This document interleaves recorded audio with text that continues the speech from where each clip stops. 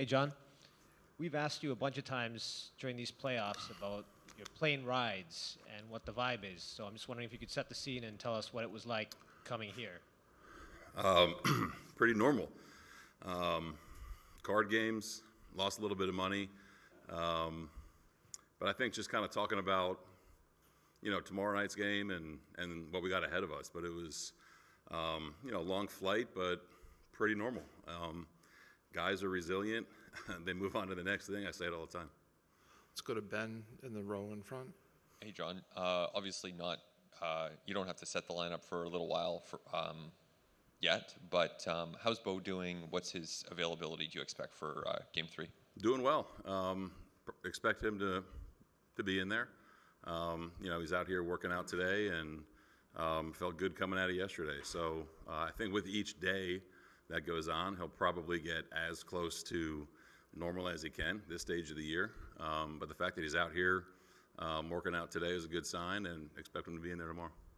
And then bigger picture with your offense, you guys have been the best team in baseball in the postseason by a pretty big margin. Then Game 2, Yamamoto was so good. How do you view that? How do you view those two elements in relation to each other? I think it's a really good game by a really good pitcher, and it's up to that point. I think we've been pretty consistent. I mean, these things are going to happen. It's two best teams left. You know what I mean? And he was on his game yesterday. So, as a whole, I love what we've been doing throughout the course of the postseason. Expect us to keep doing it. But again, man, it's a tough task every night against these starters. And you move on to another one tomorrow. Let's come to Ron here in the front on the left side.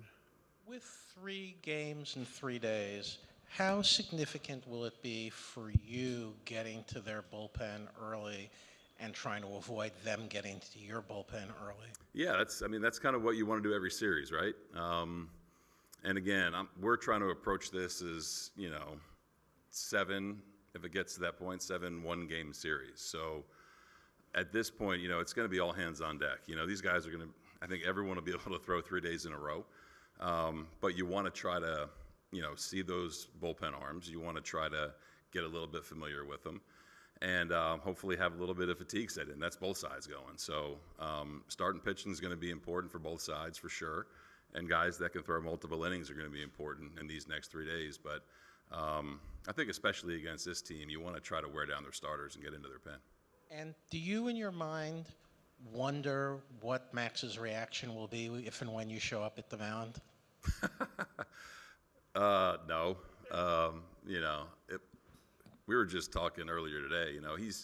He's got a really good idea of kind of how he's feeling and what the game state may be and how to react, and how to adjust. So I'm going to try to avoid any mound visits with Max tomorrow. Let's stay in the front on the right side. John, good to see you again. Likewise. Maury from the Roz and Mocha Show. 2 quick questions for you. First off, it's so incredible, Blue Jays fans, like 11:45 at night. I'm out there with all of them, outside Rogers Center, freezing, but we want to wave to the buses as they go by. It's incredible. And the connection that all of the Blue Jays have to it's a family, Glue Jays, as you guys say. Do you ever just step back and realize how incredibly special it is, the connection the players have with the fans? Like, it's really magical. Yeah, I mean, we felt it all, we feel it all the time. You know what I mean? I think just being, a team that represents a country, but, throughout the postseason, I enjoy seeing those fans as we're pulling out, you know what I mean? It doesn't happen very often in any scenario, any sport, so we feel it, we love it, and it's awesome to see some of the videos of the fans outside of the Rogers Center cheering, and I think it kind of shows what kind of fan base and support that we have, but definitely don't take it for granted. My dog was out there with his Blue Jays jersey. Second question, speaking of that, you just left Toronto, we're here in L.A. Who has the worst traffic, Toronto or L.A.? L.A. Really? Yeah. Hands down. Wow, all right. Yeah. Let's go to Gabe, third row on the left. Is Jersey going to get honorable mention in that or no? Oh man, I haven't been in there in a while, but yeah, I think I think anything is sometimes a close second to LA. Going back to the 3 games in 3 days thing. What did you kind of learn from that process in the ALCS, and what's the challenge like, I guess, mentally of when you're determining whether or not to expand or contract your, what we might call, circle of trust? Yeah, we were fortunate in the ALCS with starters, getting to where they did in those games. So you want that to happen again, to try to save some arms. And I think in terms of circle of trust, again, I've said it all along. I trust everyone that's on the roster, and we're probably going to need everyone when you're playing 3 games in a row. So we tried to build it to where there's multiple guys that can give you multiple innings. But I think that it starts on the mound with the starter. If you can churn through some innings, and even if it's just saving 1 inning here or there for one of your bullpen guys, that's huge. So hopefully we can be as fortunate as we were in the CS. And when you talk about guys getting multiple looks, either multiple looks at starters, multiple looks at relievers, just the elite level of both lineups, I mean, is that going to be a pretty significant boon for the hitters on both sides just because they're really good and they're really smart? Yeah, I think so. Yeah, it's well documented in the game with being familiar with the starter, right? And I think it holds true when you're playing a long series. The same team, 7. We saw it with Seattle. You know what I mean, and how certain at bats can be affected. I know a lot of people were talking about George's at bat, seeing same reliever for I think the 3rd or 4th time, whatever it was. So that's where the adjustments come in. That's where the gamesmanship comes in. You have to kind of be able to adapt and show a guy a different look, a different pitch, a different location. So it's a battle. You know what I mean? It's these guys have really good stuff. Our guys have really good stuff. We have really good hitters. They have really good hitters. So it comes down to really making one pitch at a time, not being predictable. Let's go to the far right. John, I'm just wondering, the role you guys have used Louis in throughout these playoffs, kind of like the first man out of the pen, the early leverage situations, is that what you envisioned for him when you guys acquired him? Or if not, how has he kind of grown into that role? Yeah, I mean, based on how he was used in Minnesota with who else was in that bullpen, that's kind of what we liked about him. A guy that can go up and down, finish an inning, go back out, maintain his stuff. I think it's kind of happened with where we have been in certain lineups too. It's not going to be him every single night as the first guy in, but he's got a real good way about him to be ready to come in and squash an inning and then go back out and stay focused. So we view him as that. I have no problem with him closing a game. I have no problem with him starting a game. You know what I mean? So valuable is an understatement to say about him in a bullpen. And then who won the money off you in those playing card games? I'll keep that on the plane. Someone who makes more money than me. Let's go to the back left corner. John, given that you were only 8 years of age at the time, would a kid from New Jersey have a visual memory of the home run that Kirk Gibson hit here in 1988? Yeah, I do. It was pretty cool.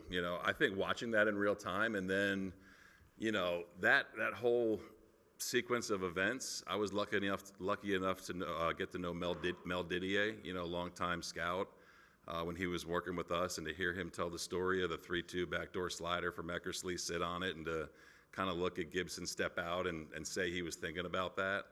Didn't know it at the time, but you look at that, and I remember Lasorda running out of the dugout, and obviously the fist pumps and him limping around and stuff. That was like ingrained in my memory. But then to hear that kind of add-on part of the story was pretty cool. Let's go to the far right, third row. Hey, John, I know a lot's been made about the Dodgers' experience in this kind of level, but to have a guy who's made 26 postseason starts, who has experience playing on this stage, what kind of added sense of comfort does that give you that maybe just this moment obviously wouldn't be too big or anything like that? For Max? For Max. Yeah, I mean, it's kind of why we lined him up for tomorrow, and without having too much of a layoff from a rest standpoint. It's you look at some of these guys, they got, almost a regular season full of stuff in the postseason. When you look at him or George, a lot of guys on their roster, obviously, too. So you feel good. You feel good about that. You feel good that he's going to be able to absorb the situation, the atmosphere, what comes with it, and then kind of get to competing and locating. So we're fortunate to have those guys, you know, and you throw Trey in there, who we asked to do game one, right? I think that having the other guys around him helps him with that too. But I'm looking forward to seeing Max go out there on a field he's familiar with and a stage that he's familiar with. You go straight up the middle on the aisle. Hi, John. The Dodgers manager Dave Roberts talk about the Dodger baseball. What's the definition for you of the Blue Jays baseball? I think watch game one. That's kind of us. Definition of us is everyone doing their job, guys playing the game the right way and understanding situations that that happen throughout the game and responding accordingly. You know, everyone pulling for one another and everyone ready to contribute in some way, shape, or form. I think that kind of sums it up. And I also think that we really lean into the way that we can score in different ways. You know, it's not a one-sided attack. It's a pretty creative, balanced, and unique offensive approach. Let's go to Shai on the right side. Hey, John. The other day, Andrew Friedman was talking about how one of his goals when he came here was to turn LA into a destination. He sees you guys behaving in similar fashion. What would you like players around the league to have noticed about the Toronto experience, Blue Jays baseball, the way you guys play, what you built over the course of the offseason? What are the takeaways you hope they take? Man, I hope, and I know people recognize how we play the game and how we use everyone on our roster and how we try to keep people involved. And I think that can lead to some sustainability, you know, in terms of winning. So facilities are second to none. Fan base, obviously, in my mind, second to none when you have a whole country behind you. But I think more than anything, I'm proud of the fact that it's pretty clear, you know, what we stand for and what we think is important on the field. I think we really showed that this entire season and this postseason, and everything that comes with it, from whatever you need to get better, we have. But I just like the fact that I think 29 other teams around the league can kind of pinpoint what we do well and how we do it and kind of what we value. Let's go Clinton, right in the middle of the left side. Skip, speaking of your opponent, you know, a lot is made of what Shohei has done, both on the mound and otherwise, but also on this team is Mookie Betts, who switched positions. I'm just wondering what your thoughts are on him as a baseball guy, looking at him playing on that infield and how well he's done so far in the series against you. Yeah, I've always respected him, the way he plays the game, right? Going back to when he was with the Red Sox. Makes playing shortstop look easy for a guy that's a Gold Glover in right field. You know, he's just consistent. You know, I think understands the speed of the game, understands big stages of the game. You know, I think any manager feels comfortable and confident, you know, right in the lineup when you got a guy like that, you know, in there every day. So a couple plays that he's made, man, just going to his right against us in the first couple games, pretty impressive what he does, you know, and the fact that he's hitting at the top of the order. I think Mookie's a hell of a player. Do two more, Ben, and then we'll finish up with Ron. Hey, John, just back to Bo for a second back here. So you had mentioned going into the series, shortstop could be a possibility. Just for Game 3, are the options second base, DH, or is there anything else on the table? No, he's going to play second base tomorrow. Ron? Yep. Right in front. When you're at home or in the clubhouse and a Dodger game's on TV, do you kind of look up and take notice when Ohtani's at the plate or on the mound?